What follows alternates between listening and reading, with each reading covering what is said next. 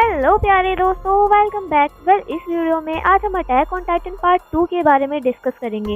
And अगर आपने इसका फर्स्ट पार्ट नहीं देखा है तो उसका लिंक मैंने डिस्क्रिप्शन और आई बटन पर मेंशन कर दिया है ताकि आप पहले उसे देख लें, क्योंकि पार्ट 1 को देखे बिना आपको इसमें कुछ भी समझ नहीं आने वाला। तो चलो let's start the explanation of part 2। इस मूवी के पार्ट 1 में हमने देखा था कि जब टाइटन ने एरिन को खा लिया था तब एरिन पता नहीं कैसे एक टाइटन में बदल गया था और उस टाइटन से बाहर निकला था और उसने बाकी सारे टाइटन्स पर अटैक कर दिया था। लेकिन कुछ समय बाद जब उसकी एनर्जी खत्म हो गई थी तो वो बेहोश हो गया था। इसके बाद कमांडर सोडा के कहने पर मिकासा ने उसकी गर्दन की एक नस को काट दिया था, जिससे एरिन बाहर निकला था और सरप्राइजिंगली उसके कटे हाथ और पैर भी रीजनरेट हो गए थे। जिसके बाद हमें एक फ्लैशबैक दिखाया जाता है जिसमें हमें एरिन के फादर को दिखाया जाता है, जो कि पहले एक साइंटिस्ट थे जिन्होंने एरिन के अंदर एक सीरम इंजेक्ट किया था और यहाँ कमांडर सोडा भी उनके साथ थे। तभी एरिन की मदर उन्हें ये करते देख लेती है, जहाँ उनकी बातों से ये पता चलता है कि एरिन के फादर ने एरिन के बड़े भाई पर भी ऐसा ही कुछ एक्सपेरिमेंट किया था। और तभी वहाँ कुछ ऑफिसर्स आ जाते हैं जिस पर एरिन के पेरेंट्स उसे कमांडर सोडा के साथ छुपा देते हैं।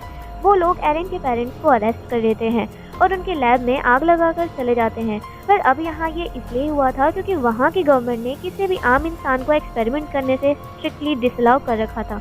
और हम यहाँ ये भी देखते हैं कि वहाँ कमांडर कोबाल भी होता है। अब क्योंकि कमांडर सोडा ने एरिन की जान बचाई थी, इसलिए कमांडर सोडा एरिन को पसंद किया करते थे। अब जिसके बाद एरिन को जब होश आता है तो वो खुद को बंधा पाता है, जिसको कमांडर कोबाल ने बंदी बनाया हुआ था।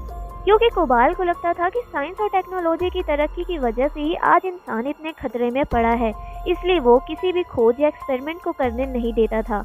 अब कोबाल उसे मारना चाहता था क्योंकि उसे पता था कि अब एरिन कभी भी टाइटन में तब्दील हो सकता है, जिसकी वजह से वो बाकी टाइटन्स की तरह ही इंसानियत पर खतरा बन सकता है। लेकिन एरिन को तो ये याद ही नहीं था कि आखिर वो टाइटन में कब बदला, जिसकी वजह से वो इस बात को जानकर हैरान हो जाता है, जहाँ एरिन के फ्रेंड्स भी होते हैं। जहाँ आर्मिन कोबाल से कहता है कि एरिन एक इंसान ही है, उसने उस वक्त टाइटन बनकर बाकी टाइटन्स को हराया था और इसीलिए अगर ये जिंदा रहा तो वो टाइटन से लड़के बाकी इंसानियत को बचा सकता है। और जब एरिन को ये बात पता चलती है कि उसने टाइटन्स को हराया था तो उसे भी इस बात पर खुशी होती है। लेकिन कोबाल भी ये जान चुका था कि उनका ही कोई आदमी गवर्नमेंट के खिलाफ साजिश कर रहा है, क्योंकि उसने मिलिट्री के सारे हथियारों को चुरा लिया था। तब आर्मिन मिकासा को एरिन के फेवर में कहने को कहता है, लेकिन तब मिकासा थोड़ा इमोशनल तो हो जाती है लेकिन कुछ भी नहीं करती। तभी वहाँ कमांडर सोडा भी आ जाते हैं और एरिन के फेवर में कुछ कहने लगते हैं कि तभी सोडा के कुछ बोलने से पहले ही कोबाल उसे शूट कर देता है। लेकिन सोडा मरने से पहले कुछ बोलने की कोशिश कर रहा होता है, जिससे ही पता चलता है कि कमांडर सोडा एरिन को उसके बड़े भाई के बारे में कुछ बताना चाहते थे, लेकिन अनफॉर्चुनेटली उनकी वहीं पर डेथ हो जाती है। अब जब कमांडर कोबाल एरिन को मारने ही वाला होता है कि वहाँ एक बहुत बड़ा टाइटन आ जाता है जो कि एरिन के टाइटन के जैसा ही था। इसी बीच सीलिंग के नीचे गिरने की वजह से कोबाल की वहीं डेथ हो जाती है, जिसके बाद वो कोलोसल टाइटन एरिन को वहाँ से छुड़ा लेता है। और इस बीच जब मिकासा उसके सामने आती है तो वो टाइटन उसे कुछ भी नहीं करता और एरिन को लेकर वहाँ से चला जाता है। अब यहाँ आर्मिन और उसके दोस्त इस बात को लेकर टेंस थे कि आखिर कमांडर सोडा क्या कहना चाहते थे। अब आर्मिन और उसके बच्चे दोस्त मॉन्जिन विलेज को बचाने का प्लान बनाते हैं। तब आर्मिन वेपन चीफ से कहता है कि उमेटोमाची में अभी भी एक एक्सप्लोजिव बाकी है, और ये सुनकर सभी लोग उस एक्सप्लोजिव की मदद से एरिया 3 की वॉल को ब्लास्ट करने का प्लान बनाते हैं।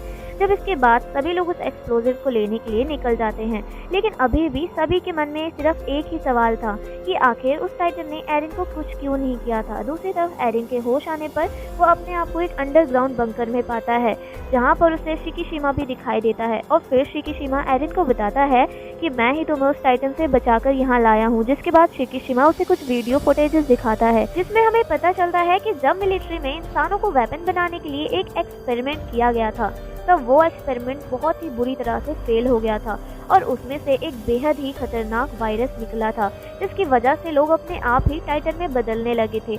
और इसके बाद वहाँ हालात इतने बुरे हो गए थे कि अब वो एक दूसरे को ही मारने लगे थे, क्योंकि इस वायरस की सबसे खतरनाक बात ये थी कि कोई भी नहीं जानता था कि कब कौन टाइटन बन जाए। ये सब जानकर एरिन हैरान हो जाता है, जिसके बाद शिकीशिमा एरिन को गवर्नमेंट की साजिशों के बारे में भी बताता है, जो कि सभी लोगों के दिल में टाइटन्स का खौफ बनाकर रखना चाहती है, जिससे कि लोग उन दीवारों के आगे जाने की हिम्मत भी ना करें। शिकीशिमा एरिन को बताता है कि मैं तुम्हारा ही इंतजार कर रहा था, क्योंकि सिर्फ तुम ही हो जो इस जंग को खत्म कर सकता है, क्योंकि तुम सभी टाइटन से काफी ज्यादा डिफरेंट हो। फिर शिकीशिमा एरिन से कहता है कि मुझे यकीन है कि तुम अब दूसरे लोगों को भी बाहर के बारे में जरूर बताओगे, और इसीलिए मैं इतने सालों से तुम्हारा यहाँ आने का इंतजार कर रहा था। जिसके बाद शिकीशिमा एरिन को एक सीक्रेट बंकर से बाहर लेके आता है, जहाँ शिकीशिमा उसे अपने लोगों की आर्मी दिखाता है। और यहाँ हमें ये भी पता चलता है कि शिकीशिमा की आर्मी ने ही गवर्नमेंट के सारे एक्सप्लोजिव और हथियारों को चुराया था, जहां दूसरी तरफ आर्मिन और उसके फ्रेंड्स ओमेटोमाची में पहुंचकर उस एक्सप्लोजिव को ट्रक पर लोड करने लगते हैं। लेकिन वहीं मिकासा यहाँ आने के बाद एरिन के बारे में सोचने लगती है, क्योंकि यहाँ आर्मिन के साथ उसकी काफी ज्यादा यादें जुड़ी हुई थी। जिसके बाद अब सब एक्सप्लोजिव को लेने के बाद वहाँ से निकल जाते हैं, लेकिन कुछ दूर जाने के बाद ही वहाँ शिकीशिमा और उसकी आर्मी उन्हें घेर लेती है। वहाँ पर एरिन भी मौजूद था, जो कि मिकासा को देखकर काफी ज्यादा खुश हो जाता है। और दूसरी तरफ शिकीशिमा उस एक्सप्लोजिव को देखकर कहता है कि इस एक्सप्लोजिव की मदद से हम एरिया 2 की भी दीवार को तोड़ देंगे, फिर गवर्नमेंट को हमारी बात माननी ही पड़ेगी। लेकिन एरिन और उसके बाकी लोग इस आइडिया के बिल्कुल खिलाफ थे, क्योंकि इस वजह से काफी ज्यादा मासूम लोगों की जान फिर से जाएगी, जो कि एरिन और उसके फ्रेंड्स बिल्कुल भी नहीं चाहते थे। फिर एरिन शिकीशिमा को समझाने की बहुत कोशिश करता है कि वो जो कर रहा है वो बिल्कुल गलत है, लेकिन शिकीशिमा उसकी बात समझने को ही तैयार नहीं था। जिसके बाद शिकीशिमा और एरिन के बीच में काफी ज्यादा आर्ग्यूमेंट हो जाता है, और शिकीशिमा को रोकने के लिए एरिन शिकीशिमा से फाइट करने लगता है।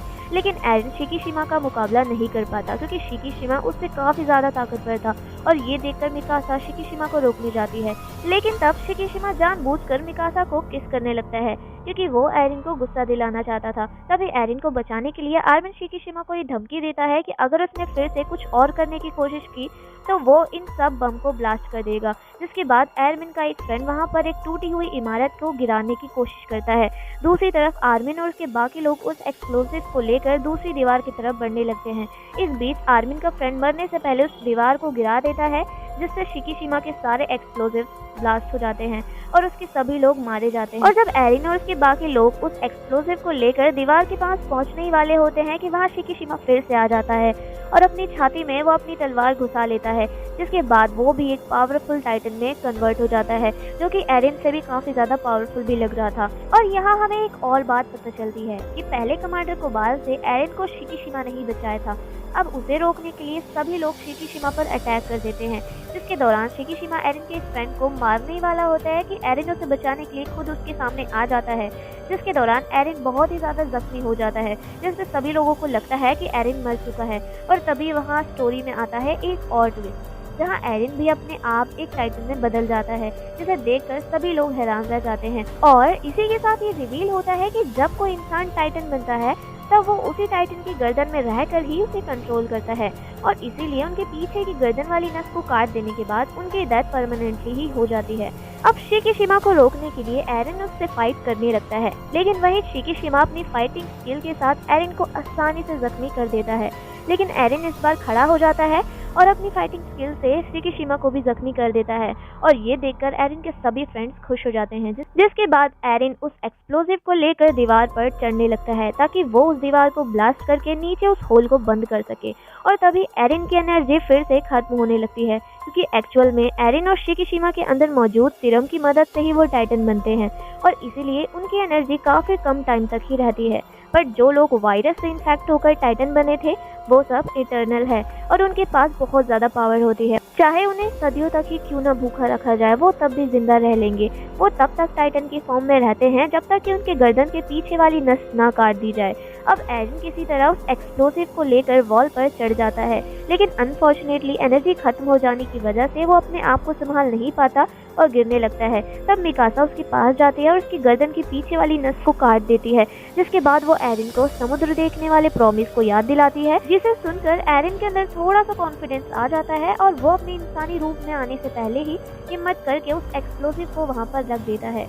जिसके बाद वहाँ आर्मिन उस एक्सप्लोसिव पर 5 मिनट का टाइमर सेट कर देता है, और तभी कोबाल भी वहाँ पर आ जाता है, जो कि अभी भी जिंदा बच गया था। वो एरिन के दोस्तों से एरिन को सरेंडर करने के लिए बोलता है और उन्हें दीवार के अंदर फिर से जाने के लिए बोलता है। क्योंकि वो नहीं चाहता था कि कोई भी उस दीवार के पार जाए। लेकिन आर्मिन उसकी बात पर साफ इनकार कर देता है, जिससे कोबाल गुस्से में आर्मिन के पैरों पर शूट कर देता है और आर्मिन को यूँ देखकर सासा कोबाल के ऊपर तीर से शूट कर देती है, जिससे कोबाल जख्मी होकर उस दीवार के पीछे गिर जाता है और देखते ही देखते वो भी एक टाइटन में बदल जाता है। और दोस्तों यहाँ पर ये रिवील होता है कि जिस कोलोसल टाइटन ने पार्ट 1 में एरिया 3 की दीवार को तोड़ा था वो और कोई नहीं बल्कि कोबाल था, जहाँ से बहुत सारे टाइटन्स अंदर आ गए थे जिन्होंने आगे चल के बहुत ही ज्यादा तबाही मचाई थी। दरअसल कोबाल ने ये इसलिए किया था ताकि लोगों के अंदर टाइटन्स का खौफ हमेशा बना रहे और वो सब वहाँ से बाहर जाने तक की ना सोचे।